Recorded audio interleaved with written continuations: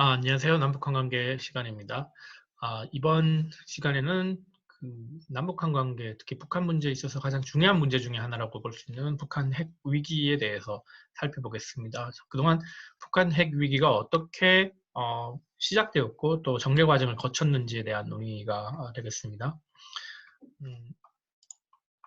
자, 북한은 보면 핵무기 보유국이라고 주장을 해왔죠. 특히 북한은 2005년 2월에 핵 보유를 선언했습니다. 물론 이때는 아직까지 핵무기 실험을 하기 전입니다. 북한이 핵무기 실험을 한 것은 2006년 10월이니까 그 1년 반 전에 이미 핵무기를 보유했다고 선언을 한 것입니다. 물론 당시에 북한이 핵무기를 보유했다라고 하는 것이 어떤 것을 의미하는 것인지는 명확치 않습니다. 물론 핵무기를 실험을 하지 않은 상태에서 핵보유를 선언했다는 게 사실은 논리적으로 말이 안 되는 거기는 한데, 당시 북한은 그런 핵실험을 할 수 있는 기술을 가지게 되었다라고 하는 것을 선언을 한 것으로 이렇게 파악이 됩니다.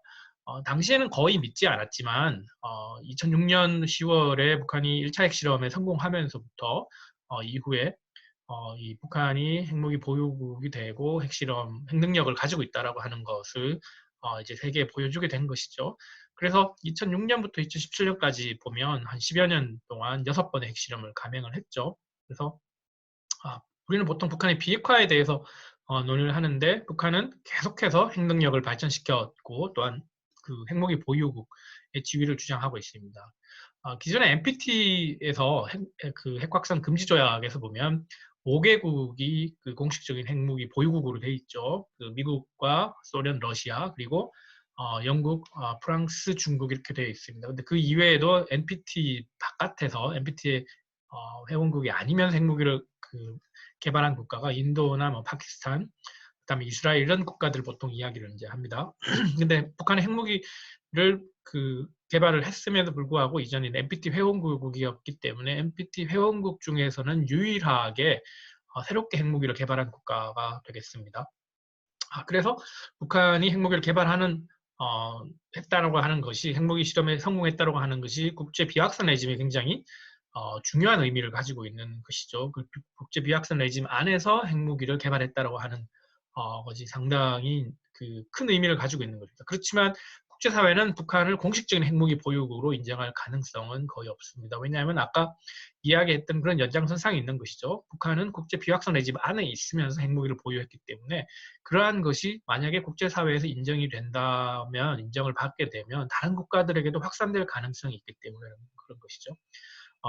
기본적으로 국제 비확산 레짐은 상당히 강한 모습을 가지고 있었고, NPT나 IAEA로 대표되는 국제 원자력 기구로 대표되는 그런 레짐은 사실상 핵무기 확산을 그동안 비교적 성공적으로 막아왔기 때문에 이런 북한의 핵 위협이 상당히 큰 도전을 제기하는 것이 사실입니다. 그래서 현실적으로 북한의 핵 위협이 일상화되어 있지만, 그렇지만 북한이 국제사회에서 이런 핵 무기 보유국으로서의 어떤 그런 인정을 받게 되기는 쉽지 않을 가능성이 큽니다. 여하튼 북한은 그런 거랑 상관없이, 그런 것이랑 상관없이 자신들은 핵무기 보유국이다 이렇게 주장을 하고 있습니다.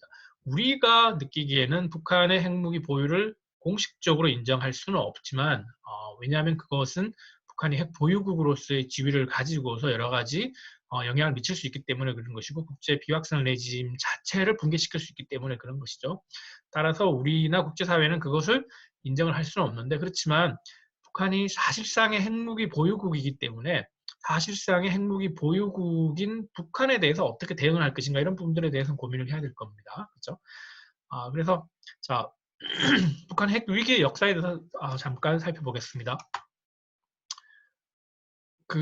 보면 북한이 1993년 3월에 처음으로 NPT 탈퇴를 선언하면서 이제 1차 핵위기가 발생을 했죠. 근데 당시에 북한 핵위기는 94년 6월에 김일성 카터의 평양 핵합의로 동결이 됐죠. 우리가 이전에 논의한 것처럼 처음에 북한 위기가 발생하고 난 이후에 미국이 북한의 영변 핵시설을 공습을 하는 정도까지도 갔었는데, 그런 계획까지 세웠는데 지미 카터 전 미국 대통령이 평양을 방문을 해서 김일성과 이 핵 동결에 대해서 합의를 했고, 그것이 나중에 94년 10월에 미국과 북한 사이에서 공식적으로 이제 정부의 북한 사이에서 북한 정부와 미국 정부 사이에서 제네바 합의가 된 것이죠. 김일성과 카터의 합의는 이 개인 간의 사실 합의였죠. 카터는 당시에 대통령도 아니었고 전 대통령이었기 때문에 개인 자격으로 평양을 방문했던 것이고, 다만 이제 김일성은 당시 국가 주석이었으니까 북한의 지도자의 공식적인 이 약속을 받아온 것이고, 그것을 정부 사이에서 미국과 북한 사이에 정부 간 합의로서 공식화한 것이 이제 제네바 합의라고 볼 수가 있습니다. 여하튼 그렇게 1차 핵 위기는 94년 10월에 제네바 합의를 통해서 해소가 됐죠. 물론 이것이 완전한 해결이 아니라고 하는 것은 이미 이 이후에 이제 북한이 다시 2003년도에 NPT를 탈퇴를 하고 2차 핵위기가 발생을 하면서 다시 이제 이 제네바 합의가 완전하지 않았다라고 하는 것을 이제 극명하게 보여준 것이죠. 제네바 합의 이후에 남북한 관계도 좋아지고 따라 북미 관계도 좋아지고 뭐 그런 상황이었습니다. 그래서 2000년 6월에는 1차 남북 정상회담이 있었지만 북한이 그동안 이 제네바 합의에서 합의를 했던 그 당시에 문제가 되었던 플루토늄 프로그램 이외에 우라늄 농축 프로그램을 또 가지고 있었다고 알려져 있습니다. 그래서 그런 우라늄 농축 프로그램 때문에 미국이 그런 부분들을 지적을 하자 북한이 반발을 하면서 2003년 1월에 북한이 또다시 NPT 탈퇴를 선언을 합니다. 그래서 93년 3월에 탈퇴를 선언을 하고 10년 뒤인 2003년에 다시 또 탈퇴를 선언하면서 각각 핵위기가 발생하게 되는데, 2003년에 이제 탈퇴를 한 그런 모습들이 이제 2차 핵위기로 알려지게 되는 거죠. 그리고 2차 핵위기를 이제 대응하는 과정에서 6자 회담이 시작이 됩니다. 남북한을 포함해서 미국, 러시아, 중국, 일본 이 6개국이 북한 이런 핵 문제를 해결하기 위한 논의를 시작을 하게 되는데, 그 와중에 북한이 2005년 2월에 북한 핵 보유를 선언을 하게 됩니다. 6자 회담에서도 이런 북한 핵 문제를 해결하기 위한 여러 가지 합의가 있었습니다. 그렇지만 그 합의의 과정 속에서 북한은 핵 능력 개발을 중단하지 않았고요. 그러니까 일시적으로 동결을 한 경우는 있었지만 또 다시 또 재개를 하게 되고, 그렇게 하면서 북한이 계속해서 핵 능력을 가지고 왔습니다. 6자 회담에서 2005년에 9.19 공동성명을 합의를 했고, 그리고 2007년도에는 2.13 합의와 13 합의를 하면서 이루면서 진전이 있나 싶었는데, 사실 그 다음에 이것이 다시 좌절되게 되고 6자 회담은 2008년에 이제 중단되게 되죠. 그 사이에 여러 차례 남북 정상회담이나 기타 다른 이 합의들이 있었습니다. 미국과의 그 2012년도에 립데이 어그리먼트라 그래서 또 북한과 합의가 있었는데, 그런 합의들이 다들 그냥 이행이 되지 못하게 된 거죠. 제네바 합의도 어느 정도 이행이 되다가 붕괴되었고, 6자 회담에서의 9.19 공동성명도 합의가 되었지만 또 붕괴되고, 2.13 합의나 13 합의도 그런 운명을 가지게 되었습니다. 그래서 그 뒤로는 계속해서 북한이 이제 핵실험을 하면서 핵 능력을 키워나가는 과정입니다. 2009년 5월에 2차 핵실험을 했고, 꼭 주기가 있는 건 아니지만 일정 몇 년 사이에 어떤 북한의 핵 능력이 진전되고 난 이후에 핵실험을 함으로 인해서 이런 핵 개발에 이제 성공을 하게 되는 것이죠. 2016년 1월에 4차 핵실험을 했고, 2016년 9월에 5차 핵실험을 했습니다. 2016년에는 2번 핵실험을 했었죠. 그 사이에 상당히 그런 핵 능력이 진전이 있었고, 2017년 9월까지 6차 핵실험을 해서 2017년 9월까지 총 6번의 핵실험을 했습니다. 그 사이에 여러 가지 합의가 있었지만 또 합의가 잘 이행되지 않았고요. 또 2018년 이후에는 다시 또 남북 정상회담이나 북미 정상회담, 최초의 북미 정상회담이 있으면서 이런 문제를 해결하려고 했는데, 사실상 해결이 어려운 상황이고, 또한 이렇게 해결이 잘 되지 않는 이유는 북한이 요구하는 거랑 미국이 요구하는 거 차이가 크기 때문에 그렇습니다. 그런 부분들에 대해서 논의를 해보게 되겠습니다. 그러면 6번의 핵실험에 대해서 잠깐 살펴보겠습니다. 북한이 2006년부터 2017년까지 6번의 핵실험을 했는데, 이 핵실험을 어떤 방식을 통해서 했는지는 북한이 공식적으로 밝히지 않았기 때문에 우리가 완전히 100% 정확하게 확인할 수는 없습니다. 물론 이제 북한이 일정 부분 이야기한 부분이 있습니다. 근데 그것을 사실 다 증명을 할 수 있는 것은 아니기 때문에 그렇죠.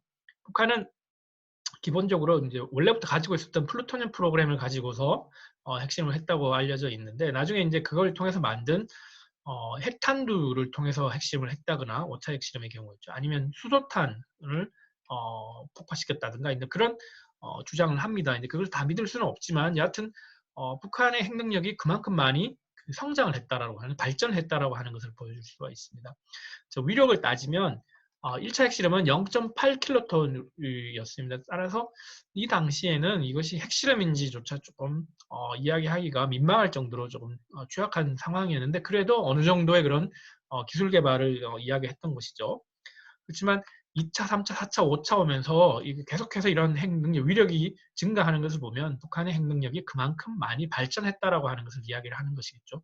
6차 핵실험에서는 보면 그 120킬로톤입니다. 이것은 1945년도에 미국이 일본의 히로시마 나가사키에 투하했던 핵무기 보다 훨씬 더 몇 배 더 강력한 것입니다.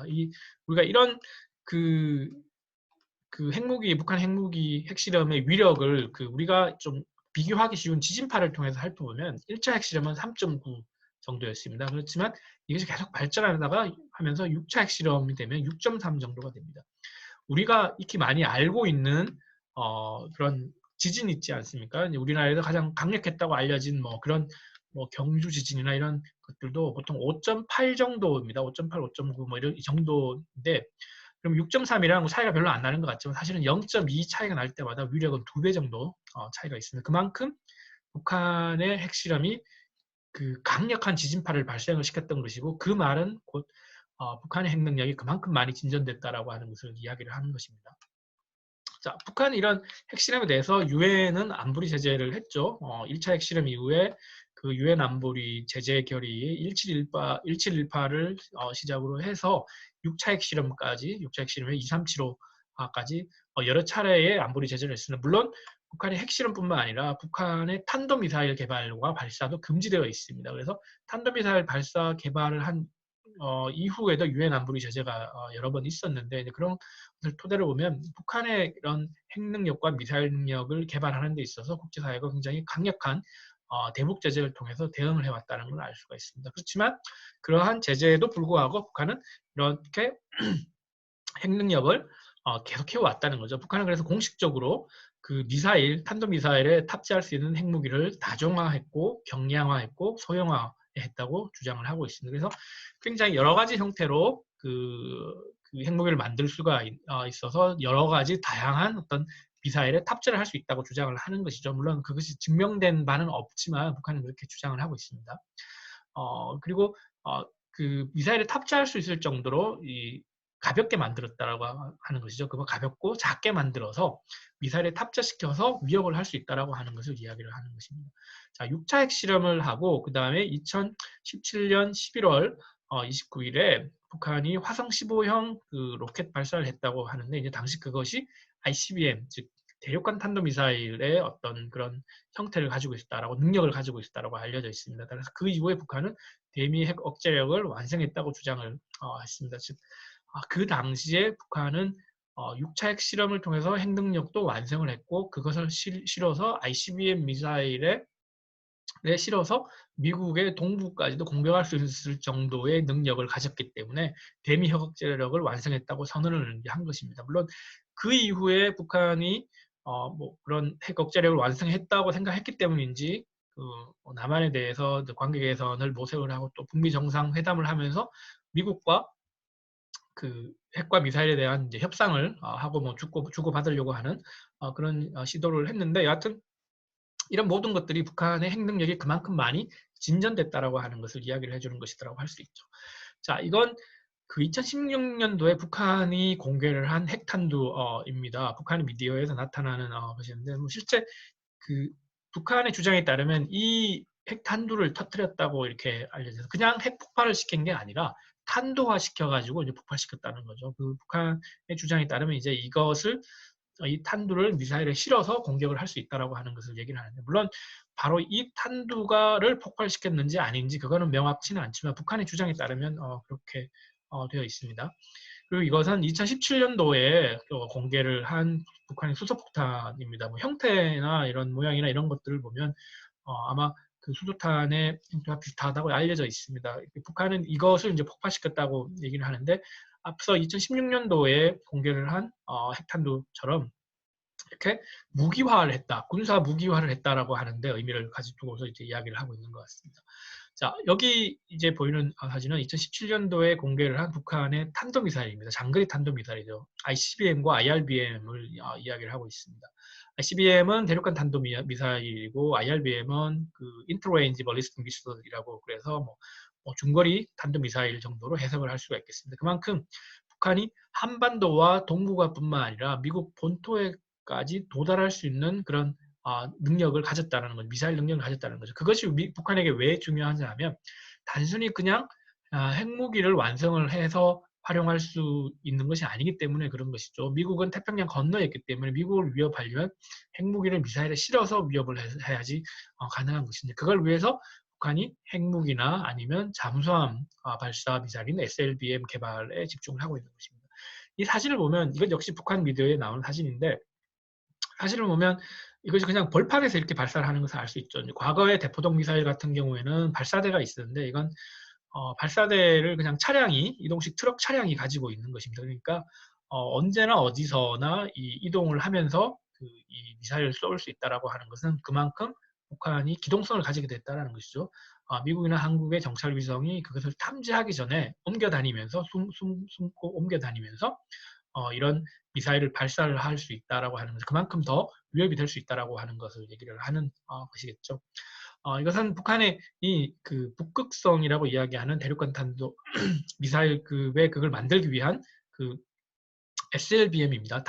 잠수함 발사 탄도 미사일입니다. Submarine Launched Ballistic Missile이라고 그러죠. 그러니까 북한이 그 ICBM급 미사일을 개발을 해서 미국을 공격을 할 수도 있지만 그거는 북한에서 발사해서 공격을 하는 것이 그렇지만 잠수함을 개발을 하면 잠수함이 몰래 비밀리에 태평양을 건너서 미국 근처에 가서 발사를 할 수 있다면 미사일을 발사하고 거기에 핵탄두를 얹어서 발사할 수 있다면 아마도 그 ICBM급의 그런 그 장거리 미사일을 개발하지 않아도 된다는 것이죠. 물론 이 그 잠수함 발사 미사일을 개발하는 것은 또 나름대로 물속에서 발사하는 것이기 때문에 기술적인 어려움이 있는데 북한이 이제 그런 기술적인 한계도 극복을 하기 위해서 노력을 하고 있습니다. 그래서 이런 것들이 다 북한의 입장에서는 북한의 주장으로는 대북 억지력을 그 미국에 대한 억지력, 북한의 억지력을 기르기 위한 것이다라고 이야기를 하는데 미국이나 한국 입장에서 봤을 때는 이거는 유엔 안보리 위반이고 국제사회 평화에 대한 어떤 위협이라고 이렇게 얘기를 할 수가 있겠죠. 자, 그래서 보면 그 북한의 그 얘기하는 그런 미사일 능력들이 상당히 많이 발전된 것을 볼 수 있습니다. 북한 여러분들도 많이 들어보셨을 텐데 북한의 미사일은 뭐 여러 가지 단계를 가지고 있습니다. 그것은 아마 사거리를 통해서 이해를 할 수 있는데 노동 미사일이나 스커드 미사일, 뭐 무수단, 화성 15, 뭐 대포동 미사일 뭐 이런 것들에 대한 이야기들을 보통 많이 하게 되죠. 그래서 그 스커드 미사일이나 노동 미사일은 한반도와 그 주변의 동북아를 커버를 한다고 하면 화성 미사일은 ICBM급 미사일을 이제 지향을 하고 있는 것이죠. 2017년 11월에 발사한 화성 15형은 보통 10,000km 정도 된다고 합니다. 10,000km라 그러면 미국의 동부까지도 커버할 수 있는 것이죠. 발사대에서 발사하는 대포동 미사일의 개량형은 실제 실험이 완전히 되지는 않았지만 그거는 뭐 13,000km 정도 된다고 하면 사실상 미국 본토를 다 커버하는 것이라고 할 수 있겠습니다. 이처럼 북한이 그 핵무기를 개발하고 그것을 실어서 공격을 할 수 있는 그런 장거리 미사일까지 개발을 하고 있다라고 하는 것은 국제사회에 상당한 위협이 될 수 있습니다. 그렇지만 북한은 2017년도에 이제 대미 핵 억지력 완성을 선언하고 난 다음에 갑자기 이제 회담장에 나오기 시작을 했죠. 남북 정상회담을 했고 또 북미 정상회담을 했습니다. 북한의 의도가 무엇이든지 간에 뭐 그러한 협상을 하고 핵 문제를 해소하려고 하는 그러한 국제사회의 노력은 뭐 바람직스러운 것이다라고 볼 수가 있겠죠. 그런 노력의 일환으로 북한이 그동안 6번의 핵실험을 했던 핵실험장을 폭파하겠다고 약속을 했고 실제 2018년도에 이런 핵실험을 폭파하는 장면을 그 국제사회의 그 언론인들을 불러서 이렇게 공개를 하기도 했습니다. 물론 이게 나중에 뭐 복구가 가능하기도 하겠지만 북한 입장에서는 뭔가 협상에 대한 의지를 드러내는 그런 것이라고 이제 당시에 이 논의를 하게 됐습니다. 자, 그렇게 보면 북한이 나름대로 핵무기를 개발을 하고 난 뒤에 핵무기를 포기하겠다고 했는데 그것은 핵무기를 통해서 뭔가 얻고자 하는 것이 있었기 때문에 그런 것이겠죠.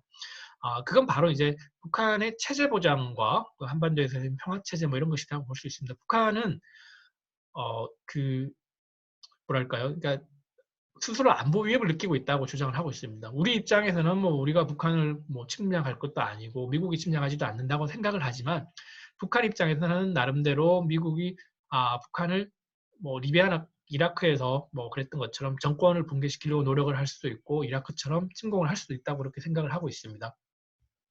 그래서 북한은 이제 핵을 개발하면서 핵무기와 교환을 하면서 어떤 자신들의 생존을 보장하려고 하는 그런 노력들을 뭐 한다고 주장을 하고 있죠. 그래서 그런 부분들이 그 남북한 사이의 합의나 북미 사이의 합의에서 이렇게 진행이 되는데 이제 그 핵심적인 부분들이 모두 다 비핵화에 관한 논의와 그 평화 체제에 관한 논의라고 볼 수가 있겠습니다. 2018년도에 북한이 그 협상장에 다시 이제 돌아오고 난 이후에 했었던 몇 가지 그 합의문들을 보면 이렇게 빠짐없이 비핵화와 평화체제에 관한 내용들이 있습니다. 남북 정상회담에서 논의를 한 4.27 판문점 선언을 보면 여기 보면 이제 이 3조 4항에 남과 북은 완전한 비핵화를 통해 핵 없는 한반도를 실현한다는 공동의 목표를 확인하였다고 해서 완전한 비핵화라고 하는 논의가 있습니다. 남과 북이 그렇게 노력을 한다는 것이죠. 그것과 동시에 그 한반도의 항구적이고 공고한 평화체제 구축을 위해서 노력한다라고 하는 것이죠. 즉, 그 국제사회와 미국, 한국이 요구하는 북한의 비핵화를 함과 동시에 또한 북한 역시 한반도에서의 항구적이고 공고한 평화체제 구축을 해야 된다라고 얘기를 하는데 그것은 한국전쟁의 어떤 그 정전협정을 이제 평화협정으로 바꾸고 이제 그걸 통해서 미국이 더 이상 북한에게 적대시 정책을 하지 않아야 된다, 하지 말아야 된다라고 이제 하는 북한의 주장을 반영한 것이다라고 이렇게 볼 수가 있겠습니다. 그런 모습은 2018년 9월에 평양 공동선언에서도 나타나고 있습니다. 평양 공동선언에서도 보면 그 당시 이제 정상회담의 결과물에서 한반도를 항구적인 평화지대를 만들기 위한 것 그리고 한반도의 완전한 비핵화를 추진해 나간다고 하는 이런 문구가 들어있던 것이죠. 자, 북한과 미국의 최초의 그 역사적인 정상회담인 그 싱가포르에서의 그 2018년 6월 12일 정상회담의 공동 합의문에서도 공동선언문에서도 그런 모습들이 있습니다. 이 항에 보면 여기도 그 lasting and stable peace regime on the Korean Peninsula가 있죠. 이게 지속하고 안정적인 그러한 한반도 평화 체제에 대한 논의들을 하는 것이죠. 그리고 세 번째 보면 판문점에서 이제 재확인한 것을 통해서 북한이 한반도에서 완전한 비핵화를 달성하기 위해서 노력을 한다, 약속을 한다, 뭐 이렇게 되어 있습니다. 그래서 complete denuclearization이라고 되어 있는 부분이죠. 이것은 판문점 선언이나 우리가 이 다음에 있었던 이제 그 평양 공동선언에서 나타나는 어떤 북한의 완전한 비핵화 그리고 평화 체제에 대한 논의 이런 논의들이 동시에 진행되고 있다는 것을 알 수가 있습니다. 따라서 북한이 핵무기를 개발해 나가는 과정에서 북한이 핵 능력을 많이 진전시켰지만 그러한 목표가 뭐 다양한 목표가 있겠죠. 군사적인 목표가 있고 정치적인 목표가 있는데 이런 협상의 관점에서 보면 북한이 핵 능력을 통해서 비핵화를 한다고 약속을 하면서 물론 실제 그것이 이행이 정확하게 되지는 않지만 그렇게 약속을 하면서 북한에 대한 체제 보장 그리고 한반도의 평화 체제를 통해서 미국의 대북적 대시 정책을 종식시키겠다라고 하는 그런 의지가 있다고 볼 수가 있습니다. 그런데 최근에 이제 북한 비핵화 논의를 보면 몇 가지 이제 한계점을 가지고 있습니다.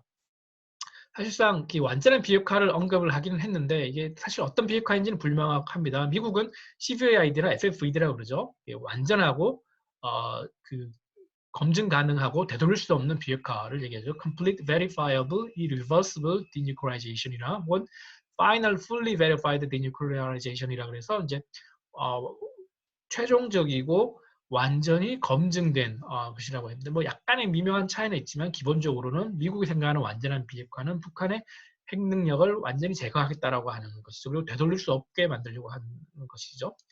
그런데 북한은 완전한 비핵화라고 하는 개념을 굉장히 단계적인 것으로 보고 있습니다. 그래서 결국에 한반도 평화체제가 완성이 되고 북한에 대한 정권의 체제 보장이 이루어지는 경우에 가능하고 이미 북한은 핵무기 보유국이기 때문에 스스로 주장하기에 핵무기 보유국이기 때문에 핵무기 보유국으로서의 북한과 그리고 핵무기 보유국인 미국 등 다른 국가들과 핵 군축의 관점에서 행동하려고 한다는 겁니다.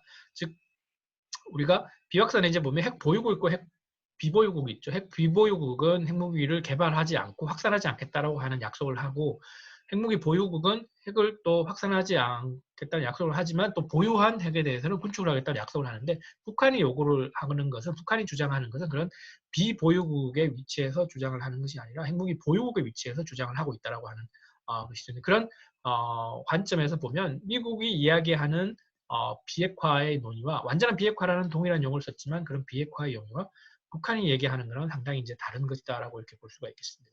그래서 북한의 핵 정책을 다시 한번 정리를 해보면 2005년 2월에 핵 보유를 선언을 했는데, 그리고 그동안 6번 핵실험을 하고 핵무기 보유국으로서의 지위를 주장하고 있다는 것입니다. 그렇지만 국제사회는 그걸 인정하지 않고 있죠. 그렇죠. 북한은 계속해서 핵무기 보유국이라는 걸 주장을 하면서 국제사회가 어떻게 생각하든지 상관없다, 우리는 핵무기 보유국이다, 이렇게 얘기를 하고 있죠.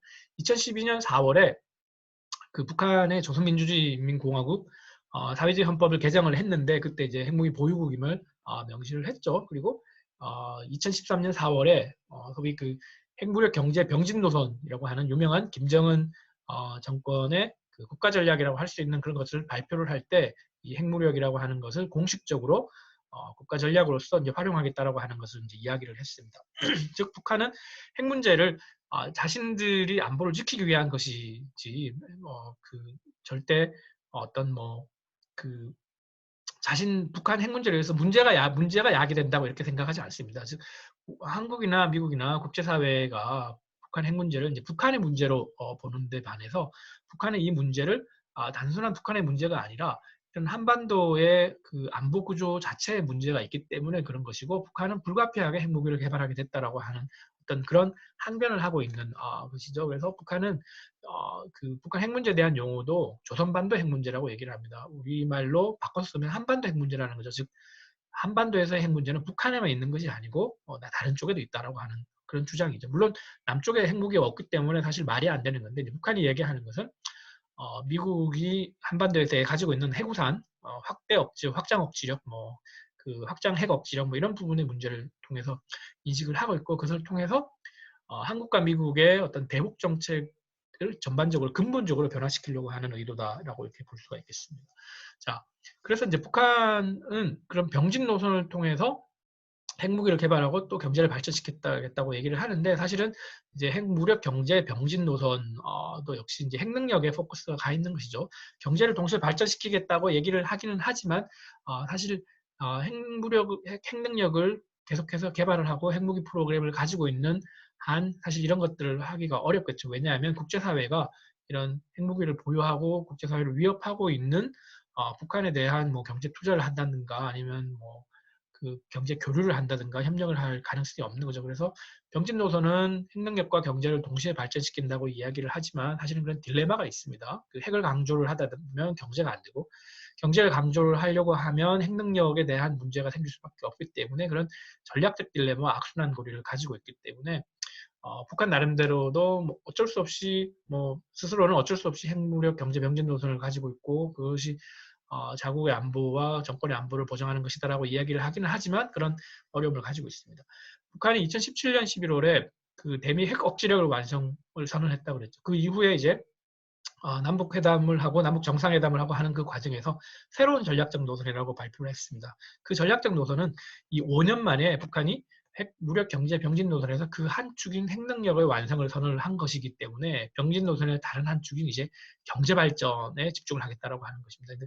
그것이 바로 남북 정상회담과 북미 정상회담에 나서는 북한의 어떤 근거가 되었던 것이죠. 그래서 그런 과정에서 이제 더 이상 핵실험도 필요했고 미사일 실험도 필요 없기 때문에 핵무기와 그 미사일 실험에 대한 모라토리움, 중단을 하겠다라고 하는 약속을 한 것이죠. 그 과정에서 이제 미국과 핵 협상을 벌여서 이제 글로벌 핵 군축을 하겠다라고 하는 것입니다. 이게 그러니까 핵무기 보유국으로서의 어떤 그런 관점에서 논의를 하는 것이고, 대신 이제 북한은 미국과 교류를 하고 협상을 하면서 경제 발전에 초점을 두겠다라고 하는데, 이제 그때의 경제 발전도 자본주의 경제 발전, 시장 경제 발전이라고 보기는 어렵고, 사실 그 당시에도 새로운 전략적 노선을 이야기를 할 때도 사회적 경제 발전에 대한 논의들을 했습니다. 다만 이제 그런 새로운 전략적 노선을 할 때 핵 능력을 완성을 선언을 했지만 이제 비핵화에 대한 구체적인 언급이 있었던 것은 아니고 경제 발전에 포커스를 두고 있다라고 하는 것입니다. 물론 핵무력 경제 병진 노선과 비교해서 새로운 전략적 노선이 선언하는 것이 조금 달라진 부분이 있기는 하지만 그렇지만 이제 근본적인 어떤 체제의 변화와 개혁이라고 보기는 어렵다고 볼 수가 있습니다. 따라서 이제 북한의 핵 정책 방향을 앞으로 보면 이게 핵 문제를 계속해서 지속적으로 이슈화할 가능성이 많고 지속적으로 핵 능력을 강화하면서 이것을 이슈화해서 향후 이제 협상이 다시 벌어지면 이제 그것을 다시 유리하게 하려고 하는 것이고 아까 말씀드렸던 것처럼 북한은 우리는 비핵화를 주장하고 북한도 비핵화를 약속을 했지만 사실 핵 보유국으로서의 어떤 모습을 강조를 하고 있습니다. 그런 과정에서 이제 군축이나 평화협정을 하겠다. 협상을 하겠다라고 하는 것을 얘기를 하고 있습니다. 그런 것들이 핵경제 병진 노선이나 새로운 전략적 노선에 포함이 된 것이고 미국과의 협상을 하는 데 있어서도 체제 보장이나 평화협정을 필요하고 그것이 비핵화를 하는 전제 조건이 될 것이다라고 하는 그런 원칙을 계속 지속적으로 이제 가지고 있습니다. 따라서 우리가 보기에 비핵화와 평화체제 사이에 일정한 딜레마가 있는 것이죠. 북한은 평화체제와 체제 보장을 요구하는데 그 국제사회는 비핵화를 요구를 하죠. 그러니까 북한은 평화체제와 체제 보장이 먼저 돼야 된다고 얘기를 하고 그러한 조건 하에서 전제 조건 하에서 비핵화가 가능하다고 이야기를 하는 것이죠. 그렇지만 한국이나 미국은 북한이 완전히 비핵화를 해야지 한반도의 진정한 평화가 달성된다고 하니까 비핵화라고 하는 것이 우선적인 전제 조건이 되겠죠. 물론 그 사이에서 약간의 변화가 있을 수 있고 그 교환 관계가 성립될 수 있을 것인데 아직 그러한 부분들이 그 북한과 그다음 국제사회, 한미 사이에서 명확하게 이렇게 해소가 되지 못하고 있는데 그것이 이제 이미 벌써 한 30년 정도 진행이 된 것이죠. 한국 정부는 그 사이에서 합의점을 만들기 위해서 그동안 노력을 해왔지만 쉽지 않은 것이죠. 어느 한쪽에 진전이 될 경우에 다른 쪽도 같이 따라와 줘야 되는데 서로 간에 요구하는 것이 다르기 때문에 이게 어려움이 있다는 거죠. 따라서 북한 핵위기는 그동안 협상이 되어서 합의가 되는 것 같은 모습을 보일 때도 있었지만 그렇지만 그것이 다시 붕괴가 되고 위기가 거주되는 그런 모습을 반복했다고 볼 수가 있습니다. 자, 그래서 지난 한 30년간의 이런 북한 핵 위기의 과정에 대해서 우리가 짧게 살펴봤는데요. 그 상황 속에서의 북한의 어떤 그 대외 전략을 살펴보면 몇 가지로 이제 구분이 될 수 있을 것 같습니다. 핵실험 이전의 전략과 핵에 대한 전략과 그 다음에 핵실험 이후 또 6번의 핵실험을 해나가는 과정에서 2017년까지 어떻게 변했느냐라고 하는 것을 볼 수 있을 것인데 핵실험 이전에는 그러니까 90년대 초반이죠. 북한은 특히 1차 핵실험 당시에 핵무기 프로그램이라고 얘기하지 않았습니다. 핵 프로그램은 원자력 프로그램이라고 얘기를 했죠. 에너지를 위한 것이다라는 거죠. 그것은 NPT 즉 핵확산 금지 조약 4주에도 규정되어 있는 평화적 목적의 에너지 개발이라고 주장을 했습니다.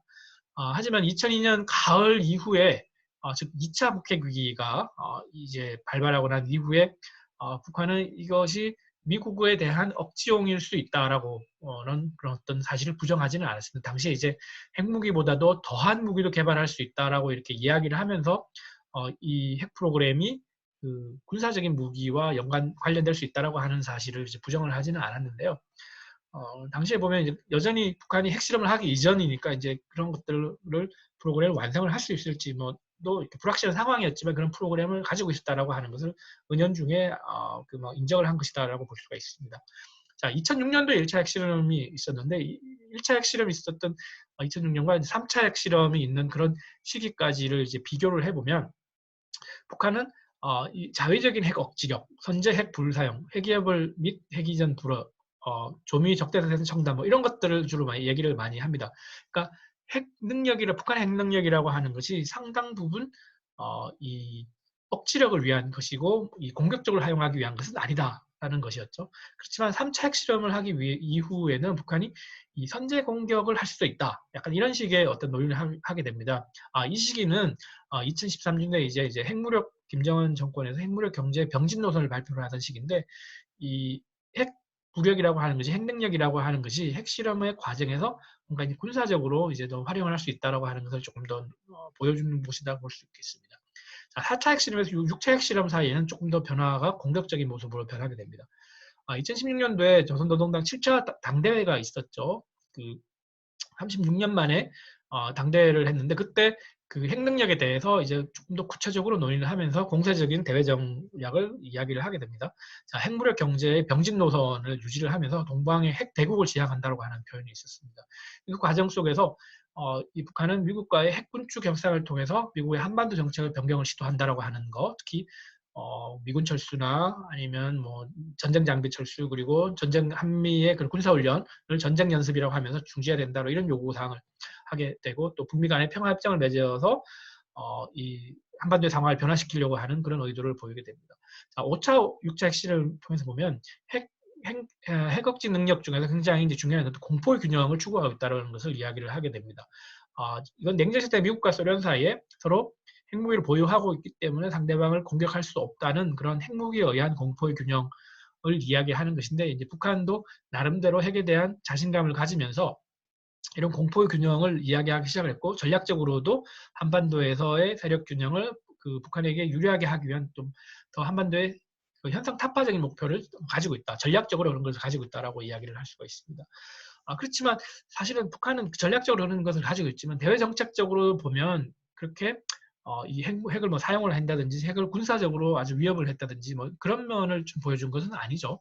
왜냐하면 핵 실험을 했을 뿐이지 그것이 군사 전략적으로 실제 활용되지는 않았기 때문에 그런 부분입니다. 따라서 북한의 그 핵 전략과 정책을 보면 대외 전략적으로 상당히 현상 타파적인 모습을 공세적인 모습으로 왔다는 것이죠. 그렇지만 대외 정책적인 모습을 보면 핵을 개발을 하면서 북한의 어떤 현상 유지를 한반도의 현상 유지를 꾀하고 또한 협상에서 이것을 활용하려고 하는 그런 모습을 보이고 있는데 아마 이것은 이런 부조화는 북한이 핵무기와 관련해서 의도와 능력 사이에서 가지는 어떤 딜레마 때문에 발생한 것이다 이렇게 생각을 할 수 있습니다. 그래서 전략적으로 보면 현상 타파와 의도를 목표를 가지고 있다라고 이렇게 우리가 파악을 할 수가 있죠. 그렇지만 실제 북한의 행동을 정책적으로 보면 여전히 한반도의 세력 균형을 뒤엎으려고 하는 그런 관점에서 보기에는 조금 취약한 측면들이 많죠. 아무래도 이 한반도의 세력 균형이 핵을 제외하고는 북한에게 절대적으로 불리한 상황이고 경제적으로도 어려운 상황이기 때문에 그렇겠죠.